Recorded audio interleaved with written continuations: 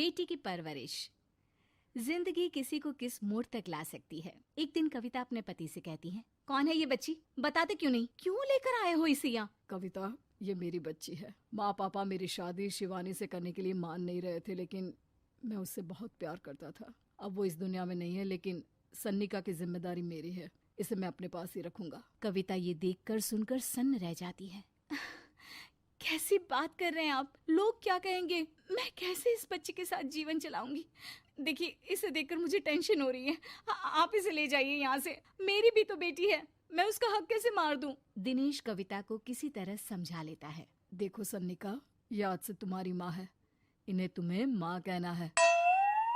कविता को तो सन्निका को देखना भी गवारा नहीं है, फिर वो उसकी माँ कैसे बन पाती? और शायद दिनेश भी ये हकीकत जानता था। कुछ साल बाद देखिए, अब राधिका बड़ी हो गई है, उसके लिए किसी अच्छे घर का रिश्ता देखिए ना। शादी तो करवानी है ना? हाँ, लेकिन सन्निका उससे बड़ी है, पहले तो उसकी शादी तय करेंगे ना। जमाना जानता है कि वो एक नाजायज लड़की है, कोई उससे शादी क्यों करेगा? ऐसे भी आता है क्या उसे, जो कोई उसे अपने घर की बहू बनाएगा? तभी वहाँ सन्निका आ जाती है। पापा, मुझे स्कॉलरशिप मिल गई है, आगे का सारा खर्चा यूनिवर्सिटी वाले उठाएंगे। मैं कल ही वहाँ हॉस्टल में शिफ्ट हो रही हूँ। लो, सुना दिया ना फैसला। अरे अब क्यों शिफ्ट हो रही हो? पहले ही हो जाती शिफ्ट। दुनिया में यूं कालिक तो ना होती हमारी। क्या यार कविता, एक तो खुशी की बात है कि लड़की को कुछ आगे बढ़ने पढ़ने का मौका मिल रहा है, लेकिन नहीं, तुमको तो केवल ताना मारना ही आता है। जाकर देखो शिवानी क्या कर रही है। अरे हाँ, मैं शिवानी को दूध देना भूल गई, वो कैसे उठेगी? कविता को ये सुनकर गुस्सा आ जाता है। हाँ हाँ, अपनी किताबों से फुर्सत मिले तब ना। मेरी बेटी ना कुछ खाए ना कुछ पिए, यही तो चाहती हो तुम। सन्निका, जिसने कभी कविता से बात ही नहीं की थी, क्योंकि वो उसे हमेशा कोसती, वो वहाँ से बिना कुछ कहे निकल जाती है।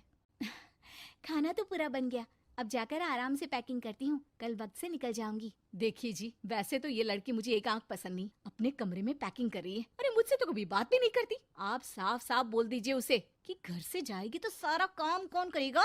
उसकी माँ।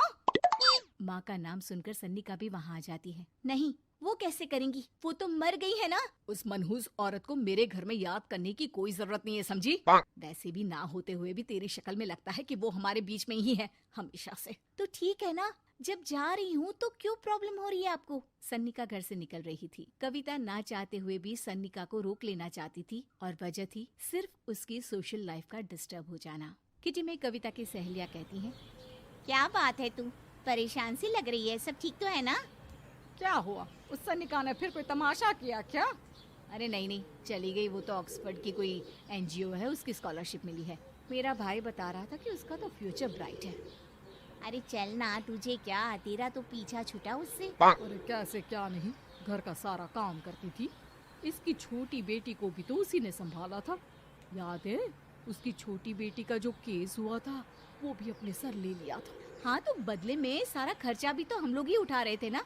और पता है, वो मुझसे बात भी नहीं करती, जैसे पता नहीं मैं ही उसके माँ के मरने के लिए जिम्मेदार हूँ। अरे खुद को क्यों दोष दे रही है? तूने जो किया शायद कोई नहीं करता। कविता को समझ में नहीं आ रहा था कि उसके साथ ऊपर वाले ने ऐसा क्यों किया। वो शाम को घर आती है। आज तो बहुत खुश होगी तुम, एक बला से छुटकारा मिला ना तुमको। बेचारी की जिंदगी नरक बना कर रखी थी। वो तो कहते हैं ना, ऊपर वाला सब देखता है। देखो, चुन लिया उसने अपना रास्ता। कविता का मन तो करता है कि वो पति को सब कुछ सुना दे, लेकिन सामने सास खड़ी होती है। ये तो है, बेचारे को खाना बनाने से लेकर घर के सारे काम करने पड़ते थे। बाहर का भी कोई काम होता तो वही देखती। अब देखते हैं घर का काम कैसे होता है। तभी कविता की बेटी उसके लिए चाय लेकर आ जाती है। लो माँ चाय, कैसी रही किट्टी? अच्छी थी बेटा, खाने में कुछ बनाया है क्या? हाँ, सन्निका दीदी जैसी ही सब्जी बना दी है, आप रोटी बना लो। और हाँ, कल मैं चली जाऊंगी इलेक्ट्रिक बिल और राशन लाने के लिए। अच्छा अच्छा, पैसे मैं दे दूंगी। सन्नी का कार्ड दे गई है ना? हाँ माँ, एक कार्ड तो देकर गई है। अरे चोर नहीं थी वो, मेरे बेटे का ही खून है। पता नहीं कितना घमंड भरा है इसमें। अरे छोड़ो ना माँ, जिसको जो बनना था वो बन ही जाएगा। अच्छा माँ, कल चलना है उसके कॉलेज में, सभी पेरेंट्स को बुलाया गया है। अब कविता तो जाने से रही, तो हम ही साथ चलते हैं। हाँ बेटा, उस बिन माँ की बेटी का है ही कौन। अब क्या था, कविता का गुस्सा फूट पड़ता है। हाँ, आप लोगों के जैसे तो इंसान नहीं देखे मैंने। अरे मेरे सामने ही अपनी नाजायज बेटी को लाकर बिठा दिया। रोज मैं उसे देखती तो एहसास होता कि कैसे आपने मुझे इतना बड़ा धोखा दिया। जरा सोचिए तो, अगर ऐसा ही कुछ मैंने किया होता तो। अरे रहने दे, क्या नहीं किया तूने उसके बदले में। उस मासूम के साथ क्या क्या करती थी सब जानते हैं हम। अरे छोड़ो ना माँ, ये तो एक बात लेकर बैठ जाती है। चलो सोने चलते हैं। अगले दिन दिनेश और उसकी माँ सन्निका के कॉलेज में जाते हैं। कैसी हो बेटा, मेरा नाम रोशन करना। जरूर पापा, ये ले बेटा पैसे रख ले। नहीं, वो कविता ने काट दिया है।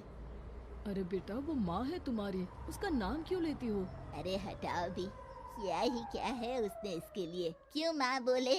तभी वहाँ सन्निका की टीचर आ जाती हैं। सन्निका की माँ नहीं आई?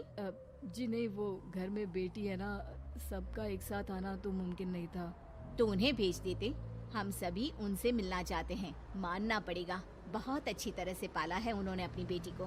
क्या घर का काम, क्या बाहर का, कॉन्फिडेंस तो कूट कूट कर भरा है। पैसे रुपये के लिए भी इसे किसी का मुंह नहीं देखना पड़ता। स्कूली शिक्षा भी लाजवाब है।